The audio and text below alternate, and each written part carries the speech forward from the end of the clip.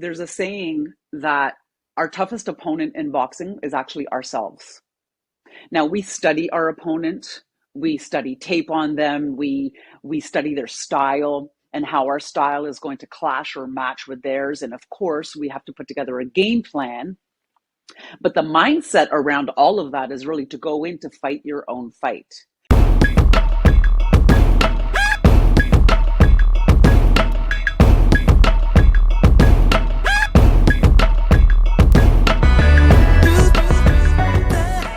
Welcome to the Sales Problem Podcast. Here is the problem we are trying to solve. Every year you hit the reset button and you have to beat your numbers and grow your business. You have to get quicker, faster, and better. We are two guys trying to solve that sales problem, trying to help you grow by enhancing what you know about the art and science of selling and personal development. Along the way, we're going to interview some interesting characters and debate some different angles about this common business problem. So thanks for joining us. Let's get growing.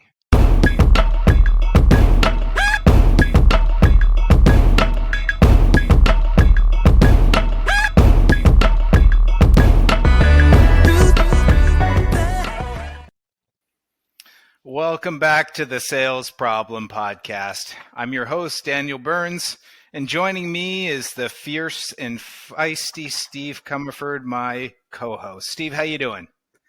Excellent, Dan. I'd add fantastic to that. 3 Fs now. And excited for our guest today. Really pumped about this one. So once again, we are solving the sales problem, so let's start talking answers.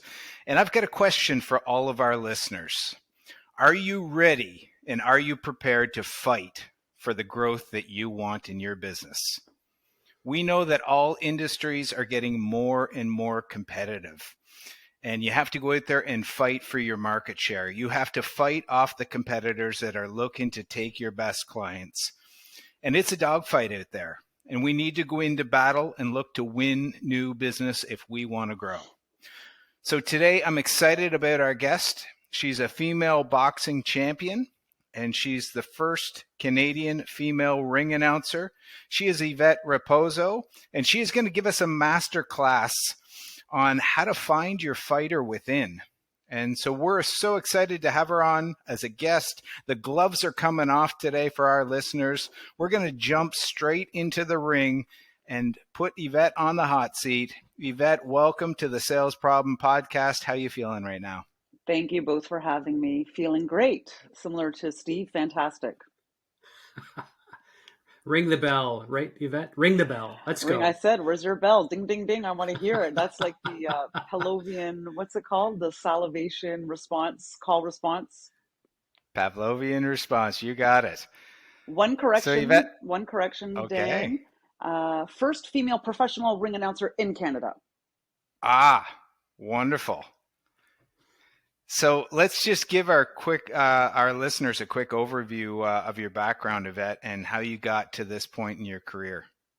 Certainly. Thanks for asking. So boxing found me at a time when I had low self-esteem and felt very lost as a teenager. I actually had just dropped out of university and I went on to compete in boxing, but it wasn't really boxing itself that appealed to me. It was the training aspects of it that really grabbed me. And so I went on to compete and I did very well. I was very successful as a competitor. And at the time, so we're looking at between the years 2000 and 2004, women's boxing there was not a lot of opportunity for me. In fact, it wasn't even in the Olympics yet, not until 2012. So my only option was to go pro, which is what I did. And then I quickly learned that the pro game for females, once again, there was not a lot of opportunity. And so I made it was a blessing in disguise decision to turn around and start teaching this wonderful tool. And I became an entrepreneur and I started teaching boxing classes, which I have done for the last 20 plus years. And I teach boxing for the purpose of fitness, mindset, confidence, self-esteem. And it has evolved. Fast forward to 2018 when I became the first professional female ring announcer in Canada. It was a natural evolution because my people in my community, so my colleagues, just noticed that I kept talking about boxing from the mindset point of view. And I was taking sports psychology, NLP. I studied neurolinguistic programming. I went to school for holistics. So I was always fascinated about human potential around this wonderful, sweet science where there was just so much there to dig into. And pandemic hit. And as we all know, we had to pivot, and it really gave me the opportunity to sit with what is now my keynote speech called Find Your Fighter Within. And that's where we're at. Oh, that's amazing. There's so much, Yvette, that I'm excited about. I mean, this podcast is not just about sales growth, but it's about personal growth. And I love that you're connected to boxing, but you're also connected to business. You're also connected to mindset and communication. And those are all things that our listeners need to create growth and to create wins for themselves. So Yvette, Sure. we want to kick off this little podcast with a knockout punch. First round, need to come out fighting, swinging fast, right? The bell just went off. You mentioned a lot in what you just said. As a sales rep, from a sales rep to a VP, right? What's the connection to boxing that could, the number one takeaway that you have that you could suggest or give to, again, a sales rep to a VP in, having sales success or personal growth within their profession? Well, the first thing I would say is personal development. You have to be fit to go the distance. You really have to. It's not enough to just have the talent to be able to knock somebody out, because you have to also be prepared to be able to adapt to go the distance and have the conditioning to actually do so. So in boxing, we train to go the distance. It's a very big part of who we are, actually. We take a lot of pride in understanding the nuances of the process. If you had to go the distance, you need to have seen the distance in training. So if you're training for an 8-round fight, then you're going to train to see 10 or 12 rounds. And then you understand how you respond and react within those 10 or 12 rounds at the 8th round. So my answer to that is going to be, basically, it all comes down to training. And in boxing, we really trust our training. We put a lot into our training because we understand being prepared is part of how we are going to be successful when we're trying to go the distance from being a salesperson to being a VP. Yeah, the question I jump on after that is, where do you, like, you train? It sounds like you train a lot of people. You've been doing it for 20 years.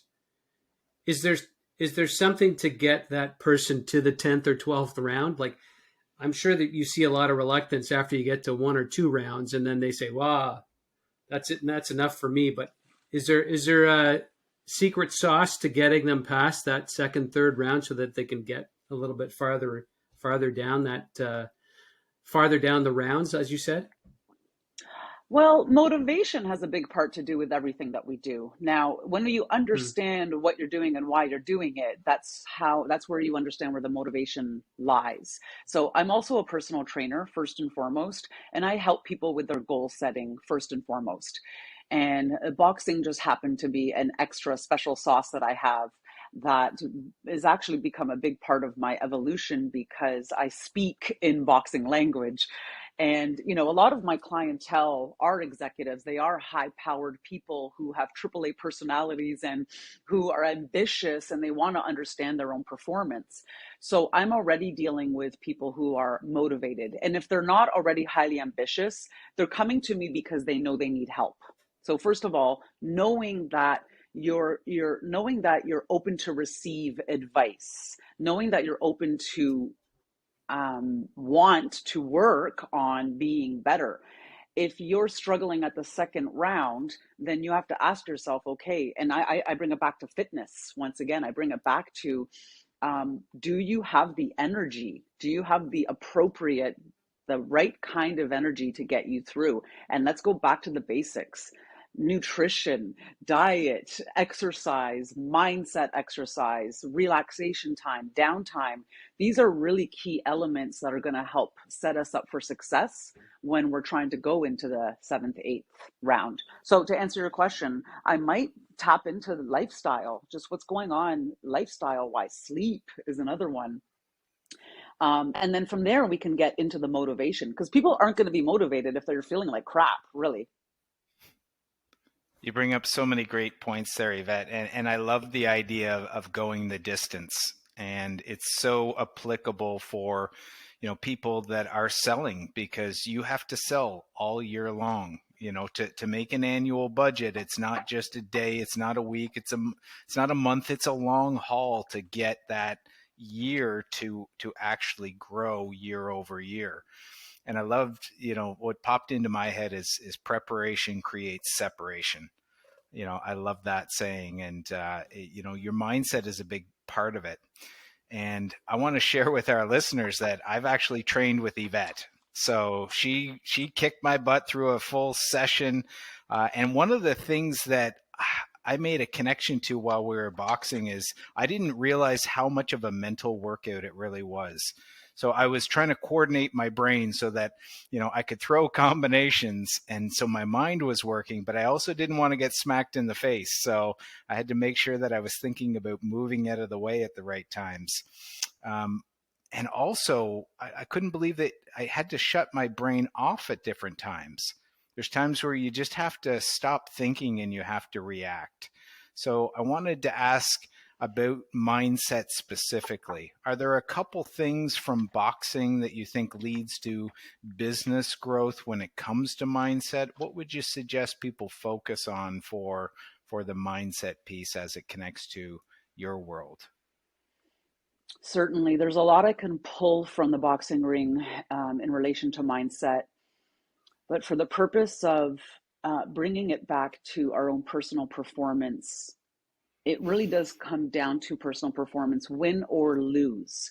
Now, people get fixated on the numbers, the outcome, and striving for being better. Yes, I get it. In your industry, there's numbers. There's numbers that you have to top from last year.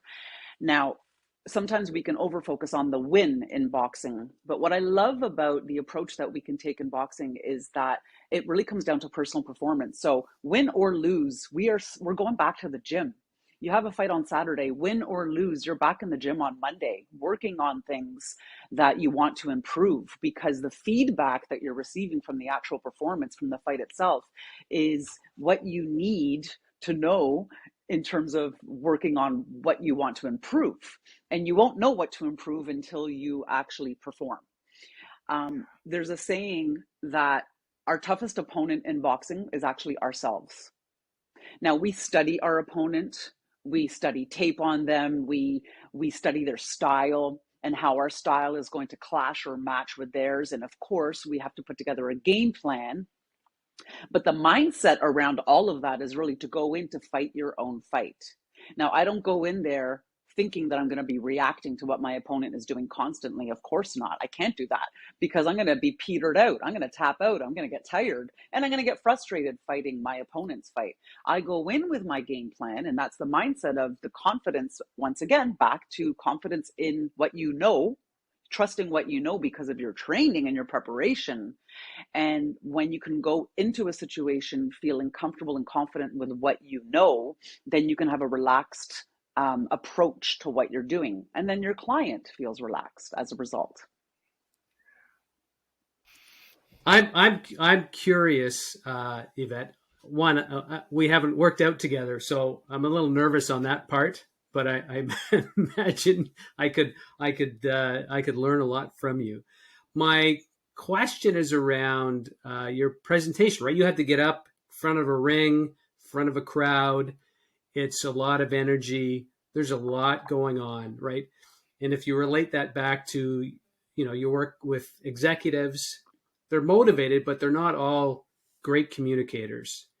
How do you relate that, getting in the ring, announcing, to then teaching or working with executives to be a better communicator, to stand up in front of either a meeting or doing a presentation in front of a group, what are the one or two things that you would share on that?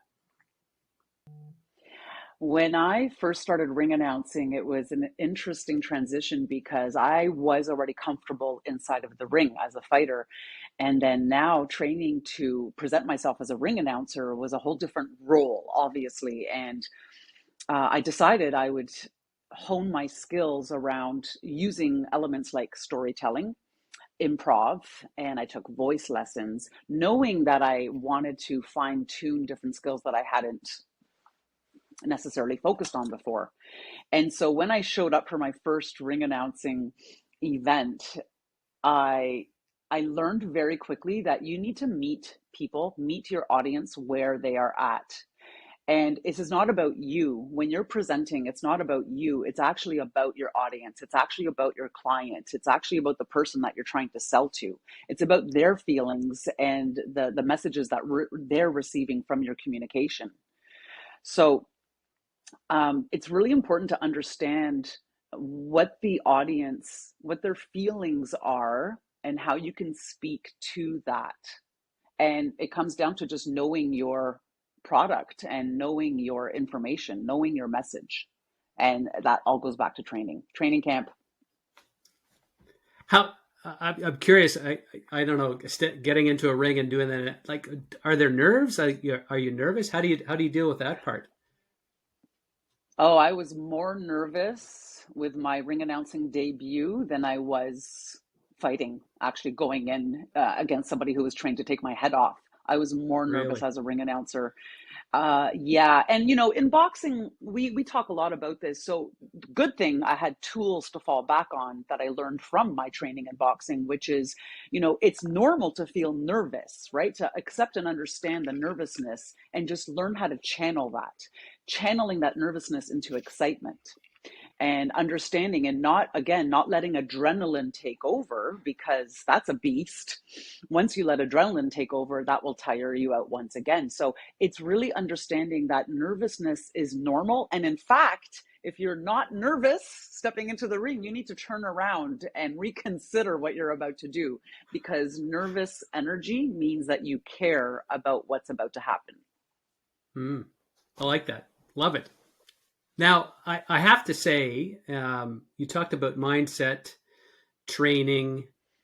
Um, I would imagine you get into a lot of mental health and trying to find that balance. And in business and in life, there's all that balance, or just a leveling out of your life.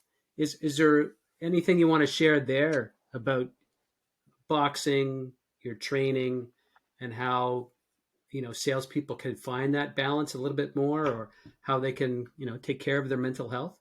Yeah, sure. I love this topic because I think it's really important. I myself have suffered a few times in my career from pretty severe burnout. So I'm passionate about this topic. And I know that, you know, when we are working in a role that's very demanding, and being in sales is not, it's not only demanding because you're running around, your schedule is all over the place. You're working on other people's schedules. That's challenging sometimes as well, right? So you have to manage your energy and still show up as if you're fresh as a daisy. And my answer to that would be, what grounds you? We need to have grounding practices, whatever that looks like for you. And I talk about this because in boxing initially was an outlet for me. I talk about outlets. And boxing was an outlet from the way that I was feeling at that time. Like I said, I was feeling lost and I had low self-esteem. So boxing was that outlet for me. And then as I got into competition and boxing became very serious for me, then I needed an outlet from my outlet.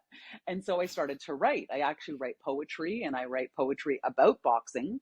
So it still keeps me, when I was very, very highly tuned in my deep in training camp, I had to find ways to keep my brain and my hands from being too idle, because physically I was outputting so much that I really needed to tap into my mind, my brain energy in a different way as an outlet. And writing for me really helped. So my answer to that is, what grounds you, whatever that works, whatever that means for you. And it could be, time with your family, time with your friends, laughing on the phone, comedy, going to a comedy club.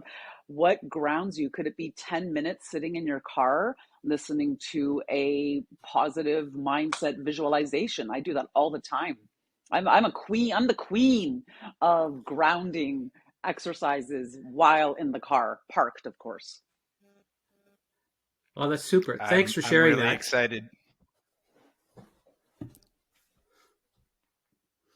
Yeah, I'm just so excited, Yvette, about what you're giving us here, because what grounds you? That's such a great question. I'm sure there's people that are listening to this that they had a phone call that might be triggering, or a particular problem in their business, and then all of a sudden you get kind of worked up, and you need that something to ground you. And do you know what it is? Do you know what that thing is that will return you to center? If I may add to that, as we're speaking here, I'm actually holding on to this rock. If you're listening to audio and you don't see the video, but I actually literally ground myself when I do interviews like this, for example, because I realize the importance. It's so important to me to be able to perform because I'm an excited person and I'm very ambitious. I can very easily peter out my energy, and I literally, if this is one piece of advice I can give you, go out and go to a rock store, a gem store, grab a rock, something that you can carry with you.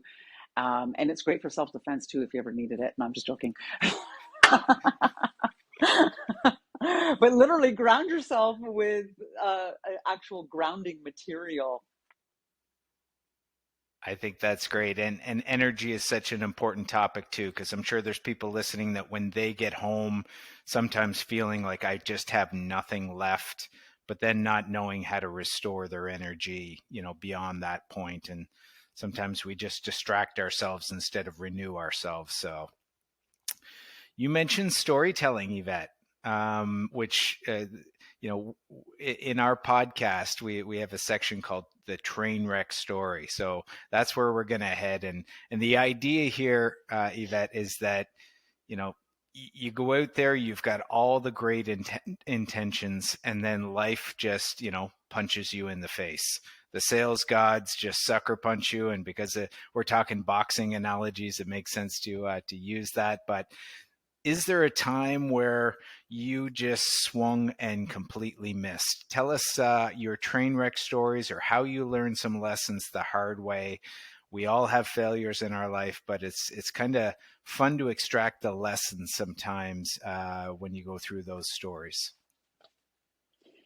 Well, I've been an entrepreneur for over 20 years, and so I have a lot of these train wreck stories, but they're all little projects, little stories, little things that have happened along the way that have could have chipped away at my confidence, that could have chipped away at what I believed was possible for myself, for my future. And I'll tell you one more recent. This is more of a business story. But of course, business ends up becoming personal because I believe they're pretty intertwined. Because as we develop professionally, we have to grow personally as well. So when the pandemic hit, I had to stop doing what I was doing, which at the time was a lot of in person. And as I mentioned before, it gave me the opportunity to sit with my keynote speech, something that I had wanted to work on for probably 10 years. And so in the process of doing that, I was testing the content, and the Find Your Fighter Within the began as a masterclass. It actually began as a virtual masterclass, and I had this idea that sounded so great to me. It was so good. It is still so great. And it was this masterclass for students preparing to head into post-secondary school, especially coming out of the pandemic. I wanted to help them find their fighter within and approach the school year as a fighter would prepare for an upcoming fight. I put so much work into this masterclass, virtual masterclass. I invested so much time. I put the PowerPoint all up with the advertisement and the promotion and the storytelling, spent money on advertisement, Facebook ads, the whole bit. Not one sale. I did this 3 times. Not one sale. 3 times. I was devastated. And even though I've had these experiences before on a smaller scale, I had to stop myself from feeling disappointed in the outcome because I still believed in what I was doing. Fast forward 2 years later, I end up teaching boxing at U of T, which has become very successful. I'm still there. I'm in my 5th semester teaching boxing for mindset and for confidence and self-esteem. And within the first couple of semesters, an opportunity came up for orientation week. And I threw my name in the ring and I said, listen, I have this workshop called Find Your Fighter Within. Ends up, they hired me on to facilitate this workshop that I had already put together from 2 years ago. That was supposed to be a virtual workshop. And here we were in person. This happened last year, heading into the school year. And I learned from that, no effort is wasted on the work that you put into a project, a product, and into people. Building relationships. It's the relationship that you're building with your product. The more you have to convince people, the more you have to talk about your product, the more you have to explain it. I don't like using the word convince. I have to explain what I do a lot of times. And the more I have to explain it, the closer I get to my message, which means it's the closer that I can get to helping you understand how I can help you. So the lesson there was really about trusting the process and knowing that no work is ever wasted and you never know how it's going to show up again for you. It just might look a little bit different. And what I learned there was that I was ready to deliver the masterclass. I was ready, but my audience wasn't ready yet. That message that, it's not about us. It's about the person that we're, in front of, the person that we're communicating to. You said something that I want to kind of pluck out and make sure that listeners heard about business and personal being intertwined. I think that's part of the foundation of this show is that, yes, we're all out there trying to make sales, but, it's personal growth that's going to lead to to that sales growth. So if you're working hard on yourself, if you're investing in yourself, that's going to be a way for you to get that sales growth. It's not all about just making more calls or, particular techniques. It's all about, what you put into yourself. So questions are a powerful tool within selling. They're kind of like that power punch, that big right hook. So I want to transition to how questions can be powerful. And there's people that are on their way right now, Yvette, to a call. They're going to be in front of somebody. So we've given them a lot to think about, okay, it's not about you, it's about the client. But what kind of questions have you either asked yourself or ask people in business that you think delivers that knockout, something really impactful that our listeners might take away as a little pearl? Well, there's many. I do, first of all, agree with you that questions are very powerful, especially when they're asked at the right time in the right way. And going back to what you were saying about how personal development contributes to our professional success, as boxers, we have to be well-rounded stepping into the ring, and training is not just the jab, cross, slip move. That's not what it's about. We as boxers really take a very holistic approach to encompassing the mindset pieces, nutrition, sleep, diet, all of that stuff. Sports psychology, you're seeing that a lot more in sports in general, but in boxing, which, we weren't as open to it. Because, boxing to us is a philosophy anyways. It's a way of being, living, and thinking anyways, and that's how we approach it. So I just want to reinforce that. Thank you, Daniel. Powerful question. I mean, something that I asked myself as an entrepreneur over the course of my career, and this was just natural and organic for me, was, is this still what I want? And what I mean by that is how is this contributing to my bigger picture? So everything doesn't have to be a turnover. Everything doesn't have to be a transaction. Everything does not have to be a sale in order for it to contribute to your growth and success. Because again, we are learning, we are getting feedback from the no's, from the losses as well. So when I ask myself, is this still what I want? Because I work with people in their goals, in their goal setting, I realize a lot of people, they come to me, they're like, Yvette, I want to lose weight. And I say, okay. And then we start to dig deeper and I start to ask the questions and we start to chunk down. And I realize actually this is not about losing weight at all. They just actually want to be stronger. They want to be more fit. They want to play with their kids and not run out of energy. And the list goes on as to the reasons why they hired a personal trainer. So ask yourself, the goal of achieving these numbers, is it for the purpose, is it for the purpose of satisfying your professional development, or is it for the purpose of satisfying personal? And they can both start to feed into each other. One more question I would ask when you're a salesperson dealing with a client.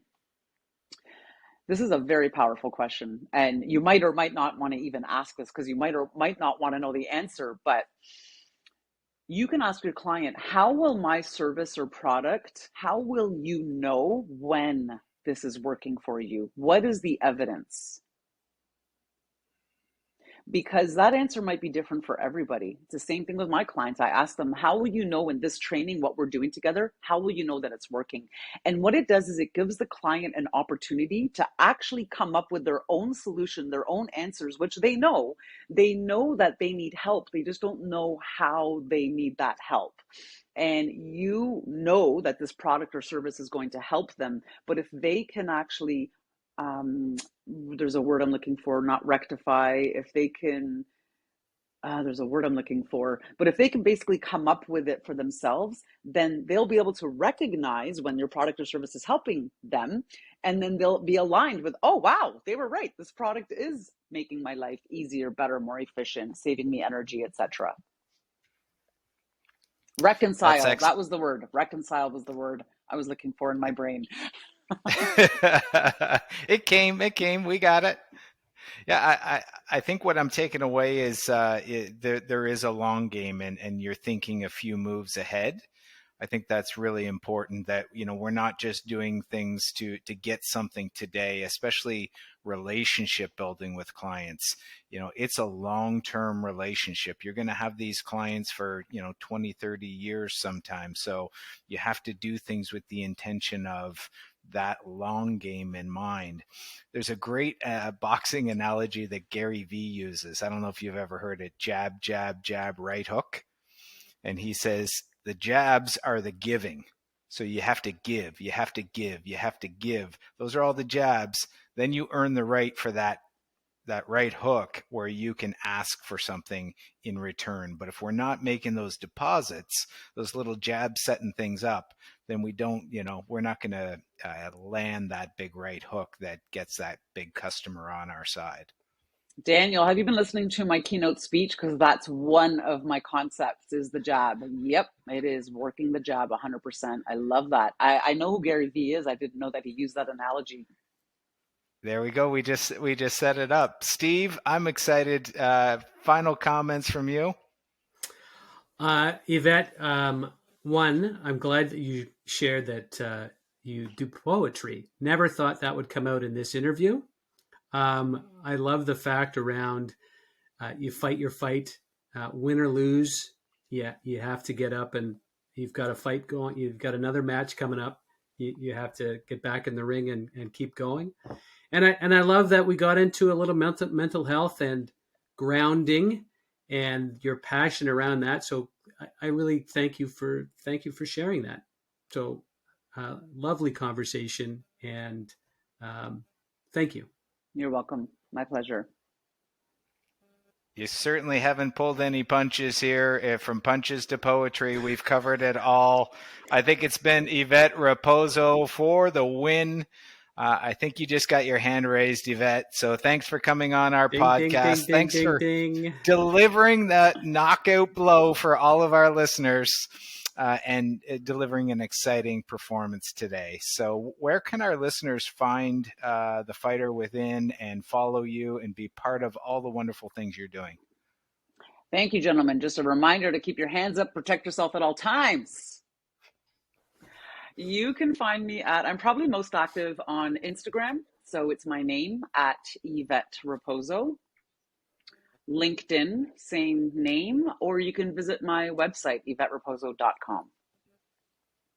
To all of our listeners, make sure you go find Yvette and follow her and get on her team, because she is punching the lights out with things. So this has been the Sales Problem Podcast. Please remember to also like and follow our show, share it with your friends. And if you've got any feedback, we'd love to hear from you at thesalesproblempodcast@gmail.com. So remember, the more you know, the more you can grow. And we are here to help you get the growth you need to thrive and succeed. We are the Great Canadian Growth Guys, and we are getting answers to help solve the sales problem. Keep growing your business, growing yourself, and growing your sales. Until next time.